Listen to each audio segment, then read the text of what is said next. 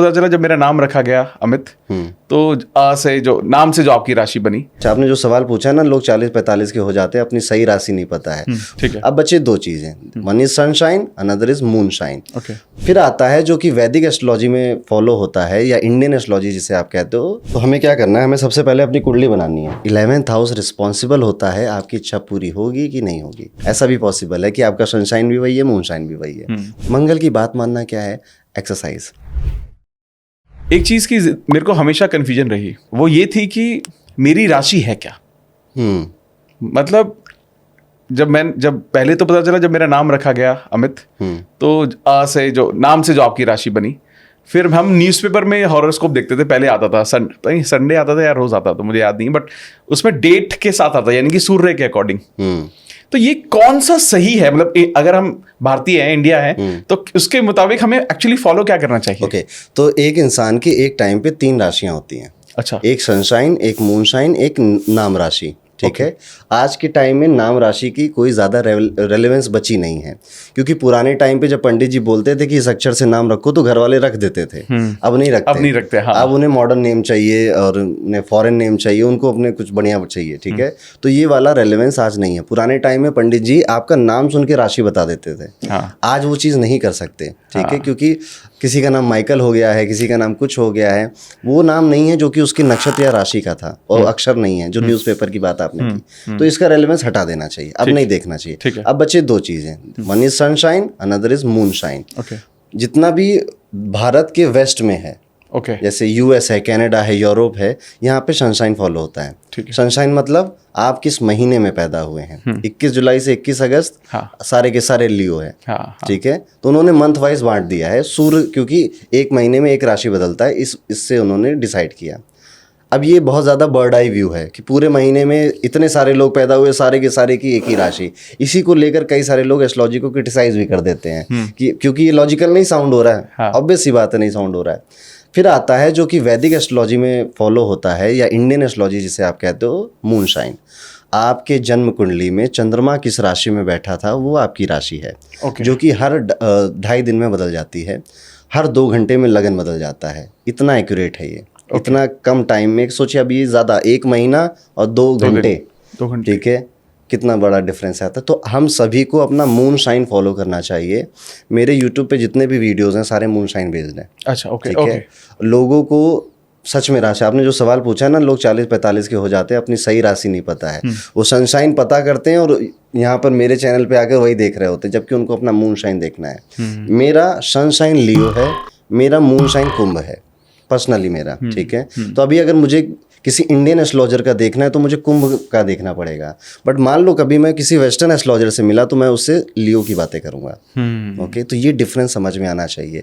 हम रिलेट किससे करेंगे, डिपेंड करता है आप अभी हो कहाँ पे। आप इंडियन चीज़ें को देख रहे हो या इंडियन एस्ट्रोलॉजर से बातें कर रहे हो तो आप मून शाइन की बातें करो। फॉरेन के लिए सनशाइन की बातें। रिलेट आप दोनों से करोगे कि ये दोनों की नेचर आपको मिलेंगे अपने अंदर। थोड़ा थोड़ा लियो भी रहेगा, थोड़ा थोड़ा एक्वेरियस भी रहेगा, या फिर आपका जो भी हो। कुछ लकी लोग होते हैं जिनका एक ही ये दोनों चीज़ें एक हो जाती हैं। ऐसा भी पॉसिबल है कि आपका सनशाइन भी वही है, मून शाइन भी वही है, पर वो थोड़े लकी लोग होते। लकी क्या कहूँ, उनको कन्फ्यूजन में नहीं पड़ते हो लोग। Okay, great. तो लेकिन एक चीज़ मैं अब मैं कभी भी अभी तक मैंने नेवर बिलीव्ड कि मैं एस्ट्रोलॉजी को जानूँ समझूँ, क्योंकि मैंने हमेशा आज तक सबसे ज़्यादा थॉट प्रोसेस पॉजिटिव थिंकिंग को दिया है कि पॉजिटिव सोचो और अपनी लाइफ को जैसा चाहते हो उसको शेप कर दो। लेकिन मुझे एट द सेम टाइम ये भी मैं मानता हूँ, मैं ये सब साइंस को मैं मानता हूँ, चाहे आप कोई भी साइंस ले लो, मैं हर चीज़ को मानता हूँ, क्योंकि कुछ तो रिलेवेंस है, तभी तो है। ये शास्त्र में ऐसे थोड़ी ना लिखा गया है ये सब चीज़ें, है ना। तो अब जब मैं बिलीफ की तरफ जाता हूँ, उसको जानने की तरफ जाता हूँ, बहुत सारे ना मिथ हैं। मैंने पहले पास्ट में सुना, ये कहते हुए सुना अपने पहचान वालों को कि यार इस एस्ट्रोलॉजर ने बता दिया कि भाई ये तो तुम्हारी ज़िंदगी तो थोड़ी ही दिन बची है, या वो डरा देते हैं, जिसकी वजह से लोगों को अगर हेल्प भी चाहिए तो नहीं ले पाते। और बहुत सारे लोग ये बोलते हैं कि यार मैं इनके पास गया और मैं फंस गया, मतलब अलग अलग तरह से फंस गया, वो नहीं बात करते हैं, बट मैं फंस गया इनके पास जाकर। तो क्या ये डर आज भी लोगों को डरना चाहिए? इसको कैसे हैंडल करना चाहिए? डरते हम कब हैं? अभी इस कमरे में मैं अंधेरा कर दूं और आपको न जाने कहाँ से चाटे पड़ रहे हैं, तो आपको डर नहीं लगेगा। हाँ। ठीक है, तो डर आता है अंधकार से, डर आता है जब आपको चीज़ों के बारे में पता नहीं है और किसी और के हाथ में लगाम है। हाँ। डर आता है तब जब आप अवेयर नहीं हो कि आप किस चीज़ में आ गए हो। ठीक है, आपके घर में कोई सगा संबंधी है, उसको कोई बीमारी हो जाए, आपको इलाज करना नहीं आता, आप डरोगे। ठीक है, कि डॉक्टर के पास जाना पड़ेगा, कितने पैसे खर्च हो जाएंगे, पता नहीं ठीक होगा नहीं ठीक होगा। डर है जब हमें चीज़ें खुद नहीं आती हैं। ज्योतिष में भी तो यही बात है ना, आपको कुछ नहीं आता कुंडली का, कोई भी कुछ भी कहानी चिपका देगा आपको, तो डर लगना तो स्वाभाविक है। तो दैट इज़ वाई हमने अरुण पंडित की शुरुआत इसीलिए की थी कि हम अब ये चीज़ ख़त्म करेंगे और सिखा देंगे। इतना ईजी सब्जेक्ट है, आराम से आप सीख सकते हो और मज़ा भी बहुत आता है। प्लस आपको अगर ये सब्जेक्ट आ गया तो आप पॉपुलर हो जाते हो। ठीक है, आपके आसपास कोई भी होगा, मेरा हाथ देखो, ठीक है, मेरी कुंडली देखो, कुछ बताओ, तो आपको पॉपुलर भी कर देता है। तो आपको अगर नहीं पता है चीज़ें तो आपको कोई भी परेशान कर सकता है, क्योंकि उसके हाथ में आपने लगाम दे दी है। बट अगर वो बोल रहा है मंगल यहाँ बैठा है और ऐसा होगा, आपको नहीं, मंगल यहाँ पे तो ऐसा करता है। ठीक है, आप पकड़ लोगे बातें।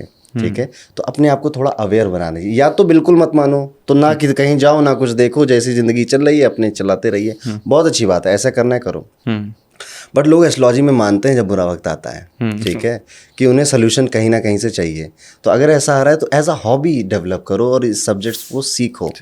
मत मानो और ना ही गाली दो, सीखो, 2-3 चैप्टर पढ़ो और उसके बाद बोलो कि हाँ ये काम करता है या नहीं करता है। मैं नहीं कह रहा मेरी बातें मान लो, या मैं इस पॉडकास्ट में बैठा हूँ तो सबको ज्योतिष सीख लेना चाहिए, ट्राई करना चाहिए, एटलीस्ट ट्राई। वो डियर जिंदगी में शाहरुख खान क्या कहता है, कुर्सियाँ ट्राई करो। ठीक है, एटलीस्ट ट्राई। उसके बाद नहीं समझ में आया तो खूब गाली दो। ठीक है, कि ये सब फालतू की चीज़ें, कुछ नहीं होता, लेकिन समझ आ जाएगा।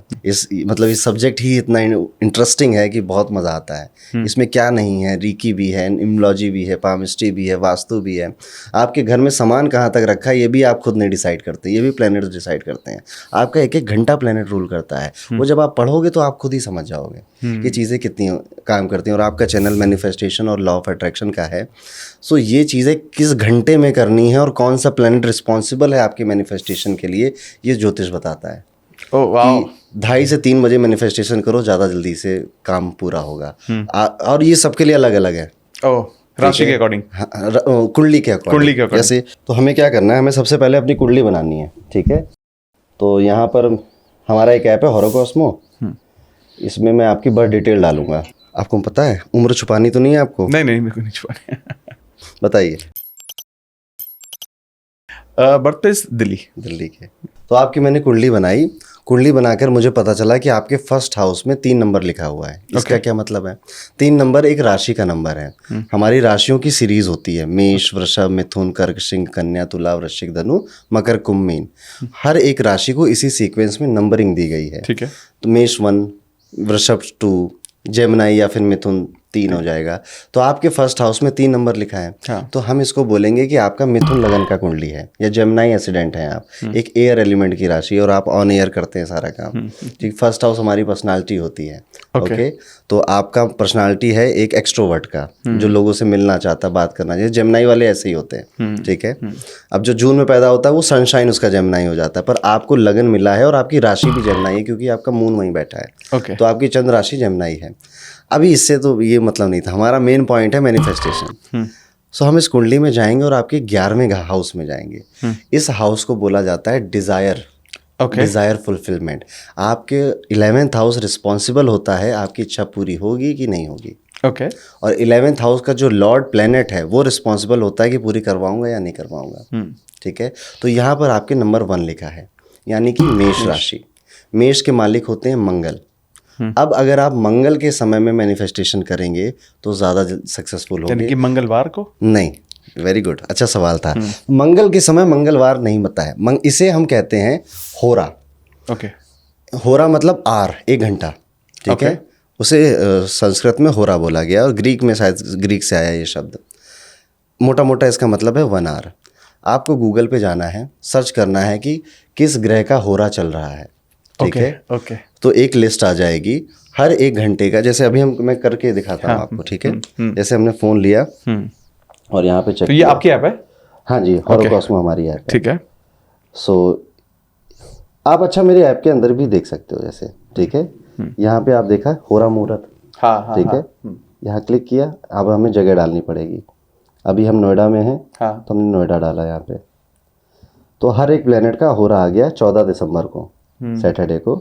मंगल का होरा सुबह 8:49 से 9:40 तक चला। ओके ठीक है, और एक बार फिर से रिपीट होगा 2:45 से 3:36 तक। तो दिस इज़ द टाइम जब आप अपनी जो भी टेक्निक आप यूज़ करते हो, या मेडिटेशन करते हो, या फिर कुछ नहीं तो भगवान से कहते हो, दिस इज़ द टाइम आपकी डिज़ायर सुने जा रहे हैं और आपका रिस्पॉन्सिबल प्लेनेट आपको देख रहा है। आप करके देखो, उसके बाद मुझसे कंफर्म करने की ज़रूरत नहीं, रिजल्ट कितने शानदार हैं। क्या बात है। तो मतलब आपने कहा कि सबसे पहले पहले आप थर्ड हाउस देखो। 11th ये नहीं, थर्ड पहले आपने मेरा वो देखा, वो आपका लग्न देखा। कुंडली में 12 हाउसेस होते हैं। अच्छा। और हर हाउस किसी ना किसी चीज के लिए रिस्पॉन्सिबल होता है। ओके।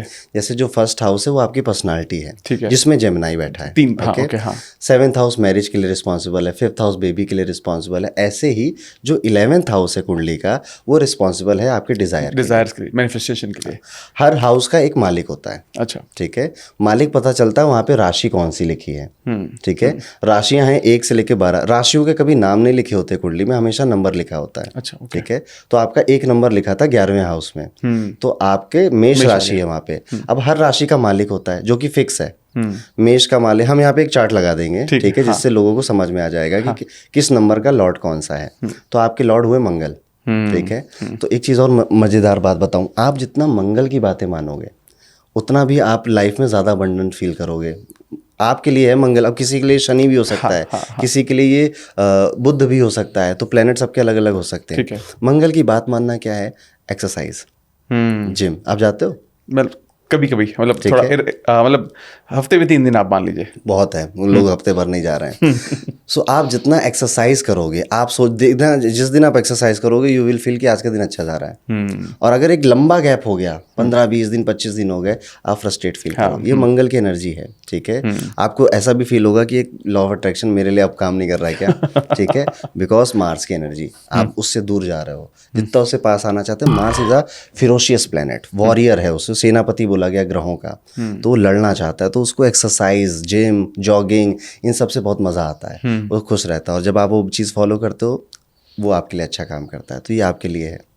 अमेजिंग। तो ये आई थिंक लोगों के लिए, ये खुद के लिए भी जानना, फिगर आउट करना आसान है, सीखना आसान है। एक तो आपकी ऐप की भी हेल्प ले सकते हैं, ठीक है, और आई थिंक गूगल पर भी इसके बारे में इनफ नॉलेज होगी कि कहाँ से जाकर मैं अपना ये आर देख सकता हूँ, और मैं मेरे फर्स्ट इसी ऐप में कुंडली भी बना सकते हो आप, इसी में होरा भी देख सकते हो। अमेजिंग। दोनों चीज़ें इसमें दोनों चीज़ें मिल जाएंगी, ताकि लोगों जैसे आप, अब मैं ना आज के टाइम में मैं ये भी समझ गया हूँ कि चाहे आप कुछ भी फॉलो करते हो, चाहे इंक्लूडिंग मेडिसिन, आपको ना थोड़ा थोड़ा धीरे धीरे करके ना जानना हर चीज़ के बारे में शुरू करना चाहिए।